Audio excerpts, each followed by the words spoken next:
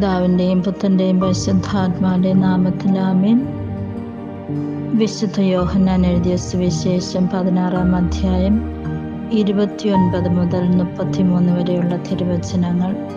അക്കാലത്ത് യേശുവിൻ്റെ വാക്കുകൾ കേട്ടപ്പോൾ ശിഷ്യന്മാർ അവിടുത്തോട് പറഞ്ഞു, ഇപ്പോൾ ഇതാ നീ സ്പഷ്ടമായി സംസാരിക്കുന്നു, ഉപമയൊന്നും പറയുന്നില്ല. നീ എല്ലാ കാര്യങ്ങളും അറിയുന്നുവെന്നും ആരും നിന്നോട് ചോദിക്കേണ്ട ആവശ്യമില്ലെന്നും ഇപ്പോൾ ഞങ്ങൾ മനസ്സിലാക്കുന്നു. നീ ദൈവത്തിൽ നിന്ന് വന്നുവെന്ന് ഇതിനാൽ ഞങ്ങൾ വിശ്വസിക്കുന്നു. യേശു ചോദിച്ചു, ഇപ്പോൾ നിങ്ങൾ വിശ്വസിക്കുന്നുവോ? എന്നാൽ നിങ്ങൾ ഓരോരുത്തരും താങ്കളുടെ വഴിക്ക് ചിതറിക്കപ്പെടുകയും എന്നെ ഏകനായി വിട്ടു പോവുകയും ചെയ്യുന്ന സമയം വരുന്നു. അല്ല, അത് വന്നു കഴിഞ്ഞു.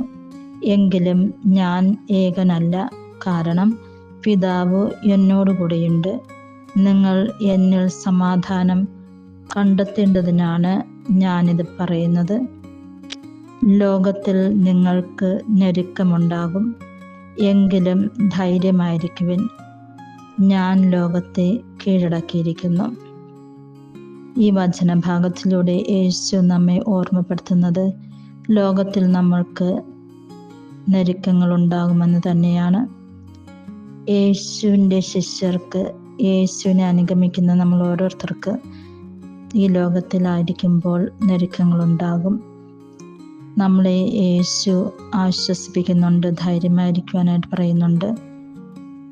യേശു ലോകത്തെ കീഴടക്കിയിരിക്കുന്നത് പോലെ നമ്മുടെ ചിന്തകളിലൂടെയും വാക്കുകളിലൂടെയും പ്രവർത്തനങ്ങളിലൂടെയും നന്മ നിറഞ്ഞ വഴിയിലൂടെ നമ്മൾ ചരിക്കുമ്പോൾ നമ്മൾ ലോകത്തെ കീഴടക്കും.